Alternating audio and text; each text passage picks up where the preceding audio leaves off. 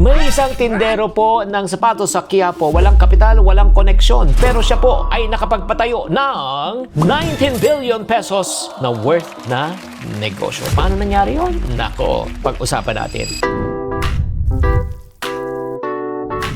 Hi there, this is Shinkitan, your pambansang world coach. Nako, pag-uusapan natin isa sa pinakamayaman sa kasaysayan ng Pilipinas. At hindi to alam ng karamihan, ha? Ito po ay hindi po dahil sa swerte, hindi sa timing, hindi sa koneksyon. Paano kaya nagawa niya ito? Let us introduce Mr. Henry C. Pinanganak siya sa Fujian, China noong 1924. Dumating dito sa Pilipinas nung bata pa. May sari-sari store po ang kanyang ama sa Quiapo, Etiague. Sa edad ng 12 years old, nag-asikaso siya ng tindahan. Alam mo, 10 centavos lang ang hawak niya sa kanyang bulsa. At nung sunugin po nung World War II ang kanyang tindahan, alam mo, lahat po ay umalis. Pero si Henry, nanatili. Ito na ang isa sa pinakamahalagang desisyon niya sa buhay. Ano po naging resulta? 85 malls sa Pilipinas at syempre nag-expand rin sa China. Meron siyang pinakamalaking bangko sa Pilipinas, BDO, top conglomerate ng Southeast Asia, SM Investment, Property. Ang network umaabot ng 19 billion dollars.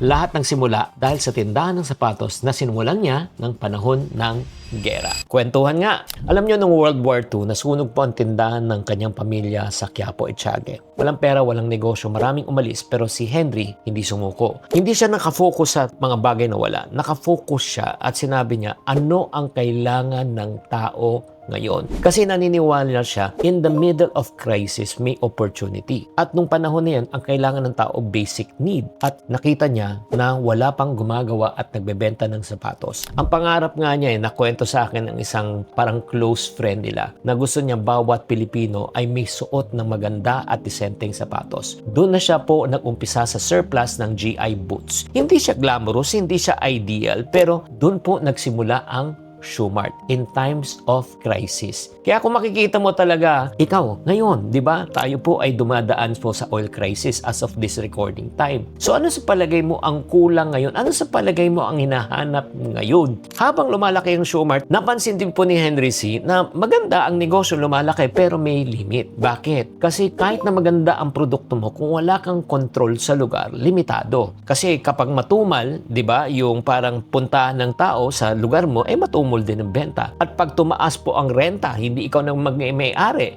nako, apektado ka. Kaya nga, binago niya po ang game. Nagtayo na siya ng sariling mall noong 1985. Kung natatandaan saan? Sa SM North EDSA. Grabe. Alam mo, nung inumpisahan niya, marami siya, naku, walang pupunta dyan, napakalayo, delikado dun, nako. Pero nakita niya, kung dadalhin mo ang lahat ng kailangan ng isang tao sa isang lugar, yung parang pangarap niya, kahit na matrap ka ng 30 days, mabubuhay ka. Supermarket, pagkain, restaurant, sinehan, 1980s to, tsak na tsak ang pupuntaan tao. Kaya nga, ano po nangyari? The rest is history. Ang SM na North EDSA ang talagang pinaka-flagship product at flagship project pa nila. Kaya ano po yung leksyon na matutunan natin? Kung gusto mong lumaki, huwag kang magpalimit sa sistema. Pag kaya mo, ikaw ang gumawa ng sistema. Imagine mo, problema, space, problema, magandang location. So, ano ginawa niya? Siya nang gumawa ng space, siya nang gumawa ng magandang location. May control na siya sa customer flow. At hindi pa tumigil,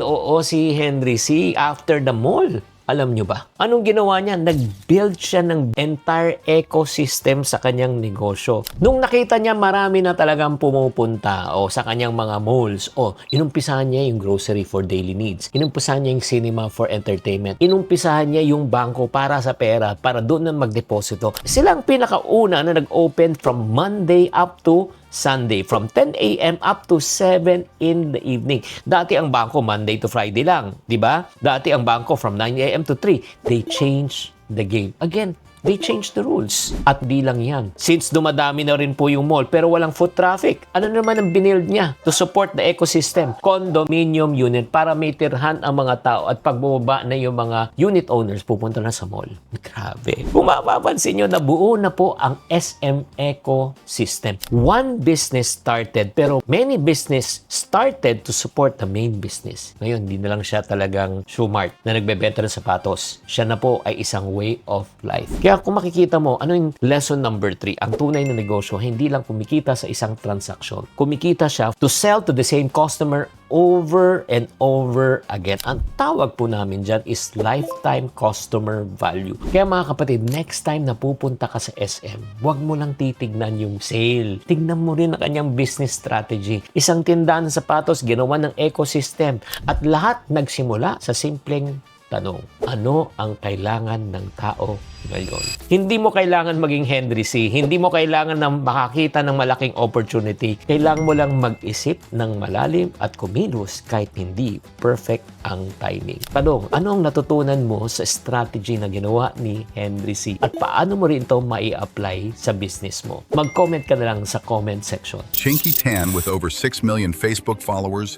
2.8 million YouTube subscribers, and 2.4 million TikTok fans, is now all out to share with you the most practical, simplest path to lasting wealth.